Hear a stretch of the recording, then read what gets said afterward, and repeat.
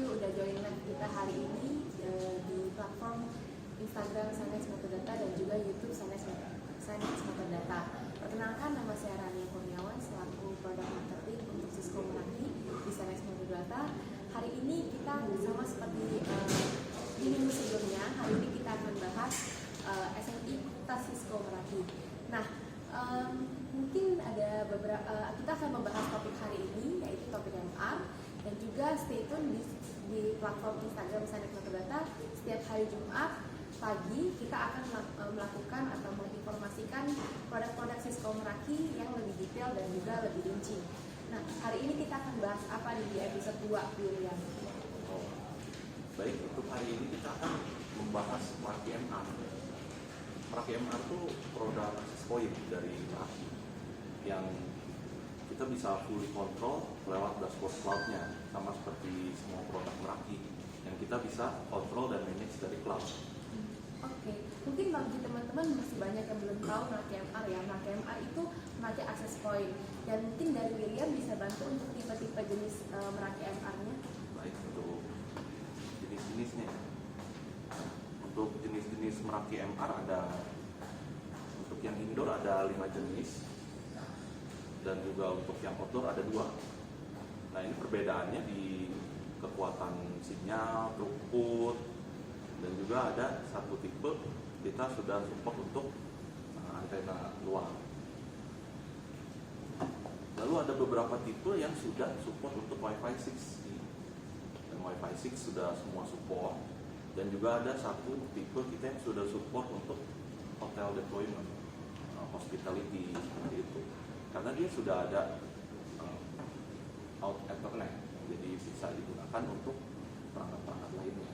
Oke, jadi untuk hospitality biasanya orang pakai tipe apa nih ya? Untuk hospitality bisa dilihat di MR36H. Itu ada H-nya itu untuk hospitality, jadi dia ada port Ethernet lebih dari 1. Oh, oke. Jadi untuk Meraki MR ini kan ada indoor dan outdoornya ya. Kalau untuk outdoornya tuh berarti tahan hujan dong atau gimana? Untuk outdoornya standar di IP67 yang sudah tahan debu, shock, dan vibration. Biasa penggunaan untuk outdoor di mana nih William? Biasa outdoor untuk di tempat-tempat keramaian di lapangan, tapi tetap tidak bisa terkena air langsung dan terlalu banyak. Oke, mungkin outdoor bisa pakai di gudang-gudang atau di logistik seperti itu ya? Gudang juga bisa. Oke, mungkin untuk antena kan ada access point yang ada antena eksternal. Betul. Nah, untuk antena eksternal itu sendiri bisa nggak kita pakai untuk pakai brand lain gitu? Nggak bisa. Kalau dari Meraki kita ada antenanya juga untuk aksesoris tambahan, khususnya untuk outdoor. Kita ada antena yang omnidirectional, yang sektoral, patch antena. Kita ada semua. Tapi diperbolehkan nggak nih untuk, mungkin ada yang beberapa orang pertanyaan, kita nih ada nih antena dari luar nih, bisa nggak kita colok ke access point MR? Kalau dari luar tidak dijamin ya, karena koneksi itunya juga kita belum tentu bisa masuk ke. Oke, berarti tidak direkomendasikan ya. Pakai brand lain. Nah, untuk injektornya sendiri bisa pakai brand lain atau harus Meraki? Injektor karena semua Meraki ini kan udah support POE ya. Ada yang POE AS, AT, BT. Karena kan POE ada standarnya memang. Cuman kita lebih jamin kalau yang memang dari brand Meraki. Seperti itu. Oke. So, kalau Meraki ini juga nggak perlu kontrol ya setahun? Controller kita sudah ada di cloud lewat single dashboard itu, seperti semua dari varian. Oke. Oh ya, selain untuk tipe-tipenya, apa nih fitur-fitur dari Meraki yang bisa kita informasikan ke teman-teman? Untuk fiturnya ya, dari access point sendiri kita sudah ada fitur untuk bandwidth control, lalu firewall, lalu untuk WIDS, WIPS, seperti itu. Lalu location analytics dan Bluetooth low energy kita sudah support. Jadi kita sudah bisa untuk mengontrol bandwidth dan akses firewall tanpa menggunakan firewall tambahan. Jadi dari access point sendiri dan dashboard kita sudah bisa membatasi bandwidth dari setiap user, lalu membatasi akses setiap user. Kita misalnya untuk sosial media kita nggak mau allow untuk user, kita bisa tanpa perlu firewall atau tambahan appliance. Bluetooth Low Energy itu maksudnya gimana tuh? Ada nggak di produk lain yang ada fitur itu? Untuk produk lain ya kita kurang itu ya. Kita kalau di Meraki sendiri ada beberapa fitur yang digunakan untuk dengan Bluetooth Low Energy.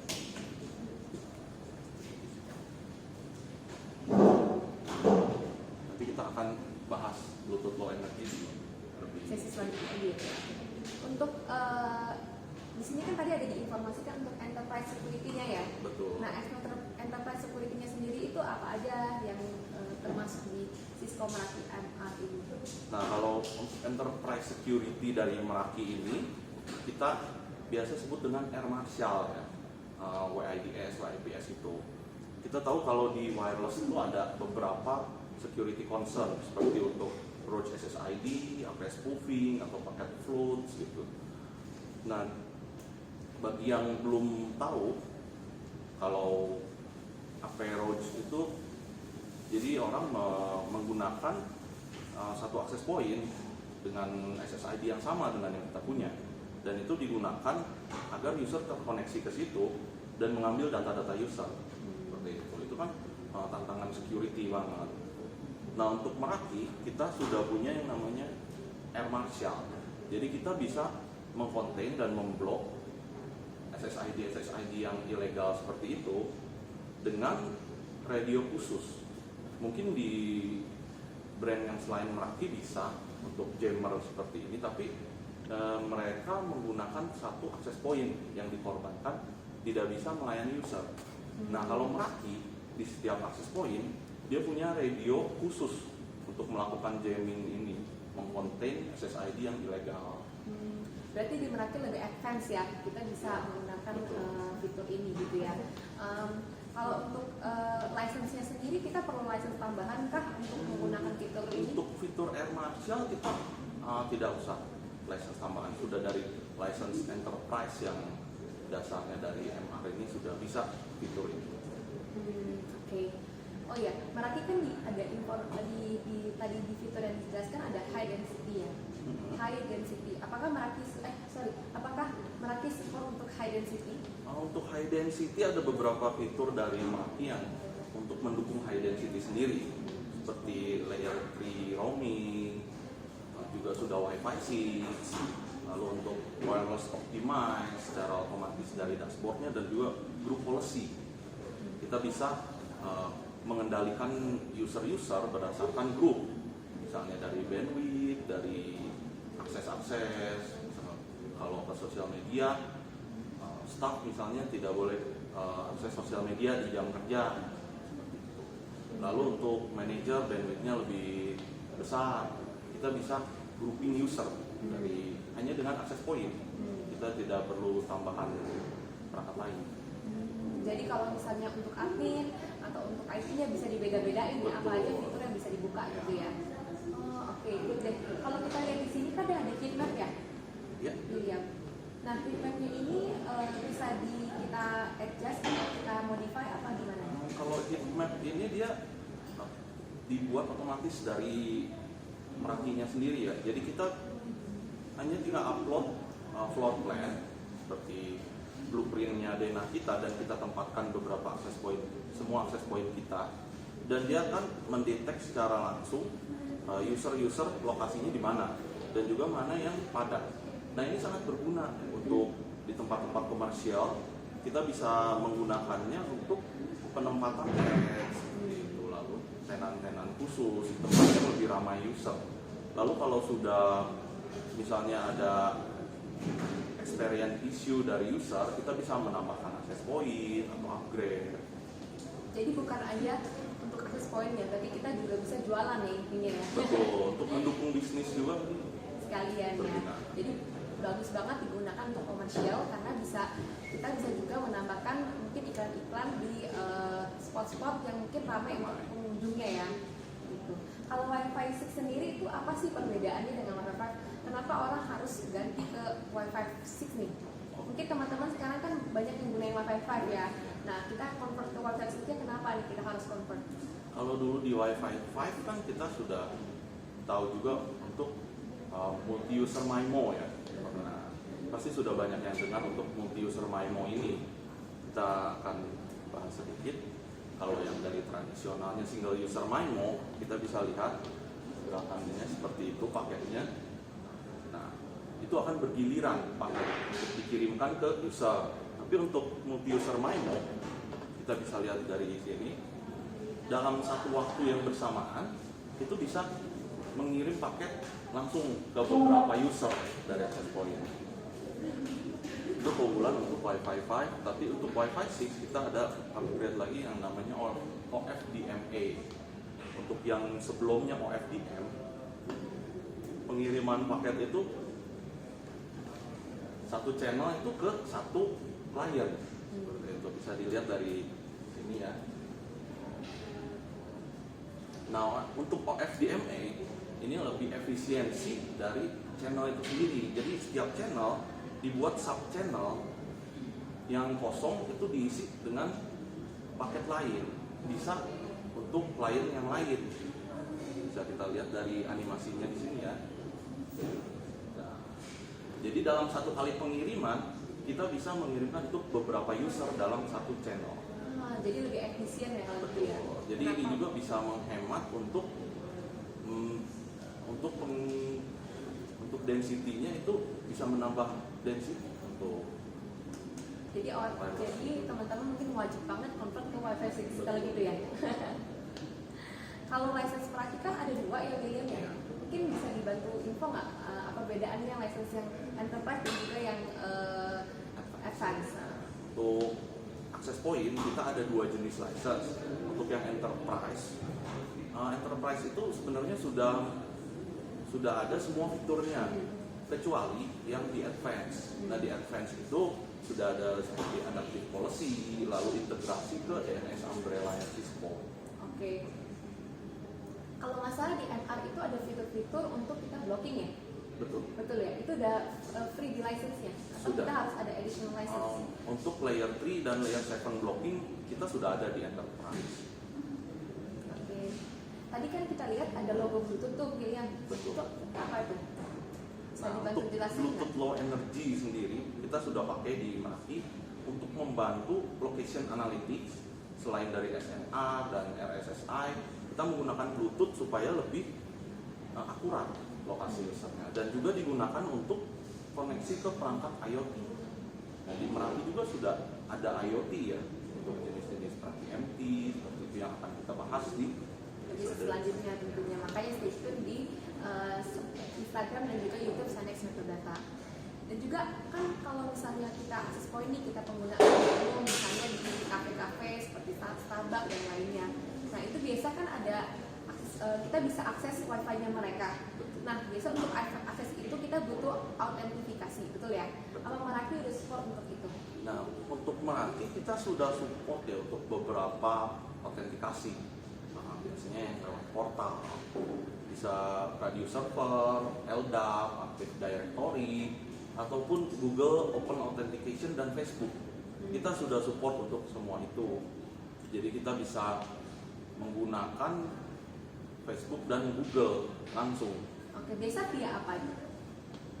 Maksudnya, jadi kita masuk ke websitenya Facebook atau gimana untuk autentifikasinya? Saat kita connect ke jaringan, kita kan langsung otomatis di redirect terbuka halaman Facebook atau Google itu untuk login.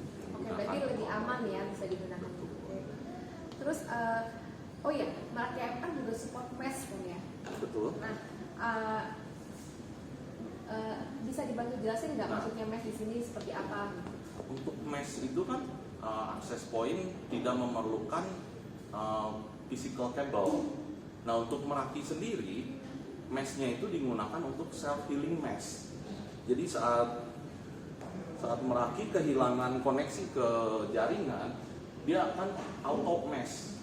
Jadi dia akan mencari access point terdekat, neighbornya, untuk mengambil koneksi internetnya. Jadi ini untuk menjaga user experience ya, supaya lebih tidak terganggu untuk internetnya, tidak downtime. Tapi tetap lebih baik menggunakan physical cable. Oke, thank you penjelasannya William. Untuk fitur-fitur tambahannya Meraki ini ada apa aja nih? Untuk fitur-fitur tambahannya kita ada seperti tadi location analytics, lalu traffic shaping. Kita bisa mengatur traffic itu mana yang lebih penting, yang lebih urgent seperti bisnis critical ataupun email, kita bisa lebih prioritaskan daripada misalnya streaming ataupun Instagram dan lain. Lalu juga ada beamforming. Nah, dari Meraki ini menggunakan Bluetooth dan SNR seperti itu bisa mendetek lokasi user dan bisa lebih mengeluarkan power lebih tinggi untuk di area yang lebih padat user. Nah, penjelasan kamu nih udah jelas banget nih, kita bisa mungkin dari sini kita tahu nih produk MR Meraki seperti apa. Nah, kalau use case di lapangannya sendiri tuh seperti apa William? Saya bagi jelasin. Banyak use case dari kalau Meraki MR ini biasanya di outlet komersial. Biasa kita kalau di outlet komersial kan tidak menggunakan firewall khusus begitu. Jadi dari Meraki ini sudah ada firewall untuk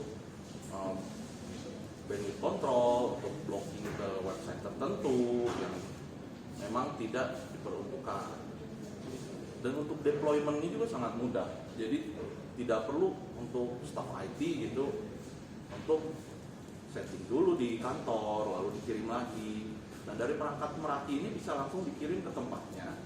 Dari kita IT pusat bisa langsung klaim di dashboard dan langsung pre-configure di cloud. Jadi saat perangkat itu sampai di tempatnya langsung dipasang internet, langsung bisa running seperti yang kita konfigurasi.